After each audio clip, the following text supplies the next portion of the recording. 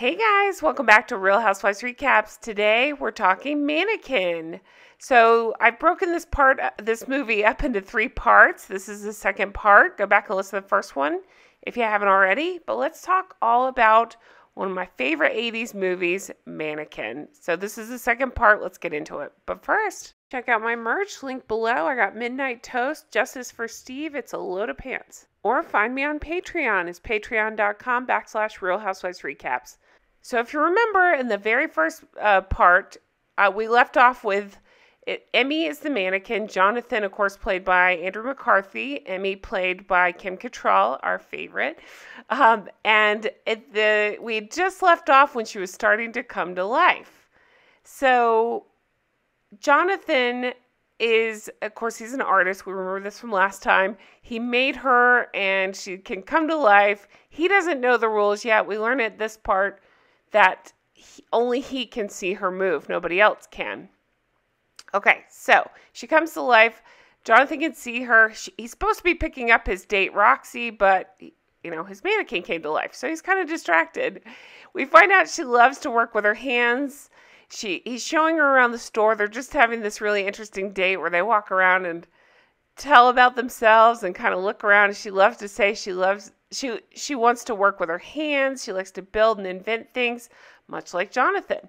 So she's saying to him, "You still don't believe I'm real, do you?" And they get close and she says, "You have great hands. I like the way they felt when you were putting me together." They almost kissed, but nope, they don't. So tonight we're going to do something special, something different. So she is helping him come up with what they're going to do in the window. He says that he's going to end up in the nut house after this. And she says, "That's the dress I should wear in the window." So she strips down in front of him and he's completely shocked. And she says, "You weren't so shy when you were creating me." And he says, "Well, you weren't so real." So he covers her up, and then we flash back to Roxy, who is face down in her couch. She's saying, and it's saying, "Good morning, boys and girls." So she's fallen asleep, and he never called her because he spent the night with his mannequin. So she's going to be pissed when she wakes up. Again, Roxy is played by Cattrall, and she was Amarita in Sex and the City. She played the quote-unquote Eurotrash in that episode. Okay. So Jonathan has fallen asleep against the window. He wakes up. She's back to mannequin. Again, he doesn't quite know the rules yet. So he's looking at the mannequin, realizing, oh no, it's frozen. Like, he doesn't understand why she's gone back to frozen. He thinks he hallucinated. He goes to pick up Roxy. Roxy is pissed because he never showed back up. She gets in the car with her coworker, who's a sleazebag. Jonathan's like, wait. I think I'm going crazy. I got this new job at Prince & Company. Now, a reminder, they work at Alestra, which is the competitor to Prince & Company. He's trying to tell her, the mannequin I made, she came to life. She knew who I was. She's like, "You're coming up with this ridiculous story instead of telling me you were just standing me up." So then we go over to his apartment. You guys, this is the quintessential, beautiful 80s apartment, wide open floor plan, very cool. But they go on and on about how he never has a job. He can't keep one. He gets fired all the time. So I'm like, how did you get this apartment? It's gorgeous. Okay. So he's calling his mom, asking if there's a history of mental insanity. Did she ever have any hallucinations? Again, implying that he feels like he's hallucinating. So Jonathan comes up to the crowded window display and he sees what he thinks they've made together, but he's not sure how it got made. Hollywood is there. He's cheering and pointing to Jonathan and like, "How did you do this?" And Jonathan's hands up in the air like, "I don't know." Meanwhile, BJ is the bad guy at Alestra, right? He's the boss. He's trying to take over Prince & Company. He tells Roxy, "When I move up, somebody will have to take my place here." It's all like very Me Too, like this sleazy workplace. I love her 80s fashions, by the way, the big shoulder pads, the hair, all of it's fantastic. So somebody runs up and tells BJ, "You just won't believe it. Something huge is going on at Prince & Company. This window display is incredible." And then BJ's not impressed. He's trying to drive the price of Prince & Company down so he can buy it cheaper and take it over for Alestra. So remember, the head of Prince & Company is Estelle Getty. She plays Claire. She runs Prince & Company. Okay, so Richards is on the phone, played by James Spader. He's on with BJ. He is helping drive the company down to the ground so that way BJ can pick it up and make it part of Illustra. BJ is threatening him using the same line he used with Roxy. Listen, when I move up, somebody will have to take my place. We find out the board meeting is today. They're hoping that the sale will go through. And Claire will just decide to give up on Prince and Company, and BJ will pick it up.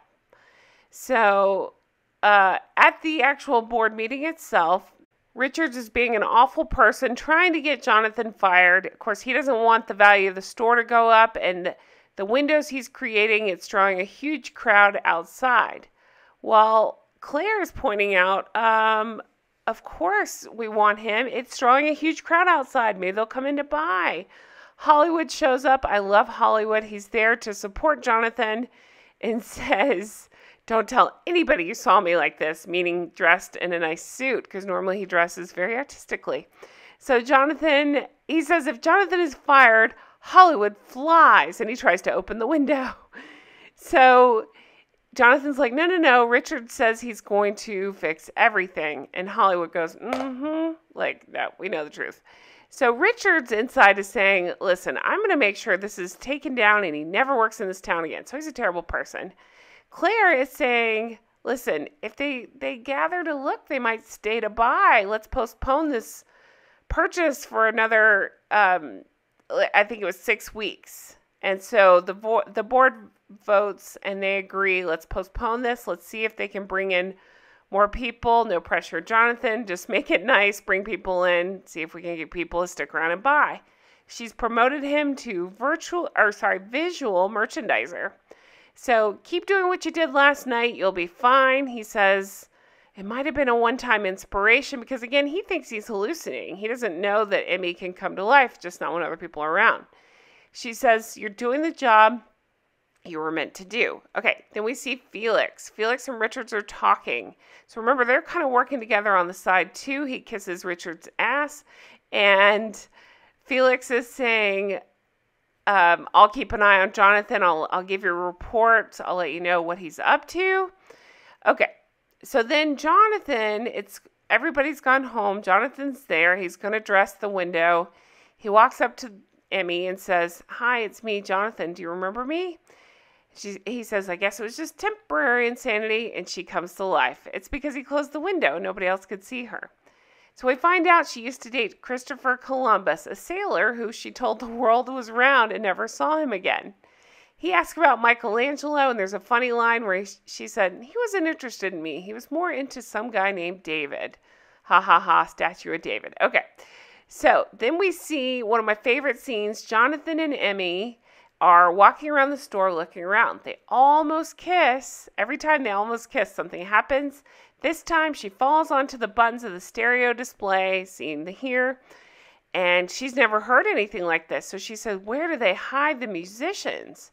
So now we get a montage. I love this song. It's called Do You Dream About Me by somebody named Alicia. And they're dancing around, and this is where we get the fun montage of all the different outfits and all the moves and all the music. The music's playing loud. We get to see them like dancing around in the department store. I love the outfits here. Let's talk about the outfits. So first we have Jonathan in this, so cute, playing gangster, and then she comes up behind him. I love this dress on her. I mean, she looks great and everything, right? But I love this dress on her. I think it's so fun and so perfectly 80s. So much fun, so much more fashionable than, I don't know, the crap we just gotten Just Like That, but very 80s, very fun. Okay, it reminds me of Material Girl. That's all I could think when I saw it. Okay, so then from here we go to this where they're dancing and it's a sexy outfit and they're doing this, tango, whatever they're doing.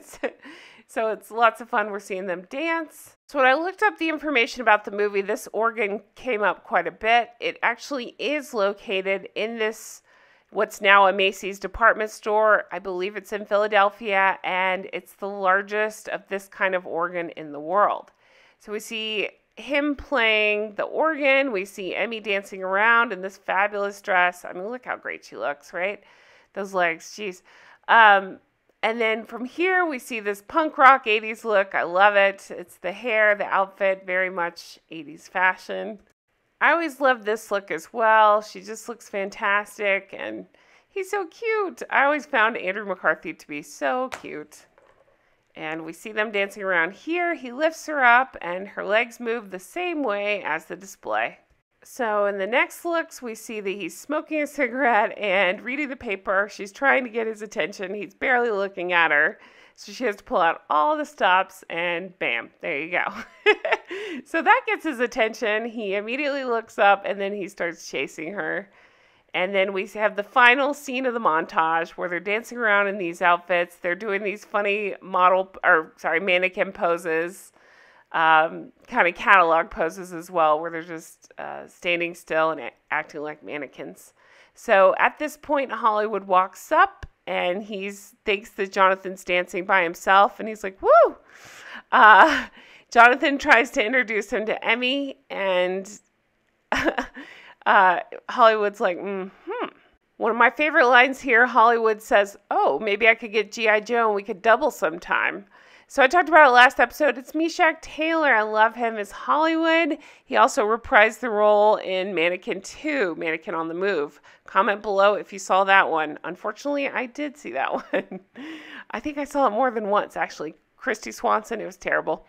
But, okay, let's see. So here's Rambo again, and just like that, every time I hear Rambo now, I shudder a little bit. But Felix is walking Rambo. They're on patrol. Rambo's growling. They hear voices in the elevator, so again, Felix is supposed to be watching what he's doing. He doesn't know what Jonathan's up to, and Jonathan just walks out with a mannequin because, again, she goes limp when somebody else is around. Okay, so from here we got Emmy and Jonathan. They are working on the display for that night. So they've worked on it. They set this up. They say we've outdone ourselves. And he says, let her rip. And when she turns it on, his pants get ripped off into the conveyor belt. So people line up to see the display outside. And I just don't understand. This part always bothered me because they didn't have joints before. How do you get their legs to move? I know it's on a conveyor belt, but how do you get the mannequin's parts to move? How do they suddenly have working joints? So then we see at Jonathan's house. He's sound asleep. The phone rings. It's Roxy. He says, I thought you weren't talking to me. She's laying on so thick. She's like, I have to take you to lunch today at 1 o'clock at Chez Jacques. He says, well, I was fired from that place. I almost burned it down once. And she's laying on like, oh, Jonathan, you're so funny. Come meet me. And anyway, she tells BJ he will be there. The goal is she's going to try to lure him away and get him to stop making such good window displays and try to get him over at Illustra.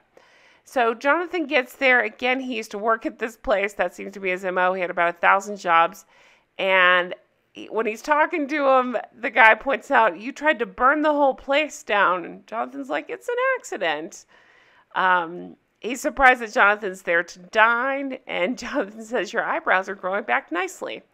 So we see Roxy is there. We find out, I'd never caught this before. When she's talking to him, she says, I've been, like something like, you're only an hour late. So he was an hour late for showing up for the meeting. She's trying to get him to come work at Illustra. How about you be the chief window dresser? And he says, well, I have help. I have a beautiful assistant. And she's like, oh, okay. Again, she's been laying on the thick. And when he says that, when Jonathan says that, she's not too impressed, but she's still like, okay, bring her along. He says, no, I'm not going to do it. He goes to leave. He bumps into this guy that's carrying a flambe dish and gets fire everywhere once again. Okay, so Felix is talking to Richards. Strange things are happening at night. Switcher is behind all of it. And Richards is saying, is he a ventriloquist? Is he some kind of mad genius? I need you to figure it out. So they're trying to really figure out what he's up to, why they keep hearing voices, that sort of thing. Meanwhile, that evening, we see Jonathan and Emmy. They're pretending to be on vacation. He's rubbing suntan lotion all over her, which just makes me laugh. So she's supposed to be a mannequin and you're rubbing suntan lotion all over her. Tropical background. and they're listening to tropical music. They're flirting. We see Felix and Rambo on patrol. We also see Roxy and her gross coworker. They're there to figure out who this beautiful woman is that he was talking about and how they can hire her away from him and try to buy her out to come work for Alestra, again, not knowing that he's talking about a mannequin. So we go back over to Emmy, who's putting an ice cube down Jonathan's pants. They're flirting. They're rolling around. They might finally be ready to hook up when all of a sudden Rambo and Felix show up. So he's trying to get Rambo to go get. Rambo runs off the other way. I love that he's pulling Rambo in the wagon. But yeah, so here it is. They're rolling around. We're finally about to see them kiss, and she turns into a mannequin again. And he's greeted by Felix saying, "Ooh, Switcher, you are one sick puppy." And then Roxy and the coworker arrive at that time, and he says, "Oh, that's the lady he dumped you for?" And she says, "I should have listened when he asked for help." She had no idea he was hooking up with a mannequin. So they get pictures of the mannequin, so that way they'll be able to identify her later. And Roxy shoves him down the stairs. She's afraid she broke her camera. Okay, so this is where we see Jonathan and Felix go at it. Felix is, I don't know what his problem is. He just doesn't like Jonathan because Richards doesn't like Jonathan. So they have this whole fight scene. It's silly. Not really much happens until Felix is trying to take out, Jonathan, and Amy comes up from behind. He doesn't see her, and she's able to knock him out. What's funny is when he's knocked out, Amy is actually sitting on him, talking to Jonathan. So it seems to be that Roxy and her coworker have just left the building. I guess Felix is knocked out so she can come back to life. Hollywood is doing flower arranging, so he hears something going on behind him, but he never does see them. So they're able to go play, and nobody can see them. Nobody can see her come to life. So she has always had this dream of flying. She sees this, and she gets struck by inspiration. So next time we see her hang gliding around the center of the store. Again, I remember this as a kid. I thought this was fabulous. Why wouldn't you be able to hang glide around the center of a store like this? So she's flying in circles, and she's a person, and she's just loving it and enjoying it. Then Dum Dum Felix comes out. He sees her, and as soon as she sees him, she has to turn back into a mannequin. So as a mannequin, she hits Felix, she knocks him down, and because he's knocked out, she can stand up and come back to life. I hear the words coming out of my mouth. I know how silly this sounds, but trust me, it's such a cute movie. So she stands up and says, "I flew, I did it, I flew," and then she immediately passes out. So he catches her, and that's how I'm going to end it here. There's about 30 more minutes left of the movie, maybe 45. And I'm going to go ahead and cut it off here so we can do one more part, and that should be it for Mannequin.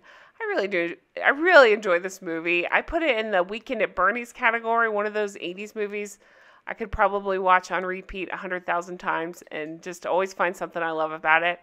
I hope you've enjoyed my recap. Let me know your thoughts in the comments below. Did you see Mannequin 2? Just let me know that too. And I will talk to you guys again soon. Take care. Stay healthy. Bye-bye.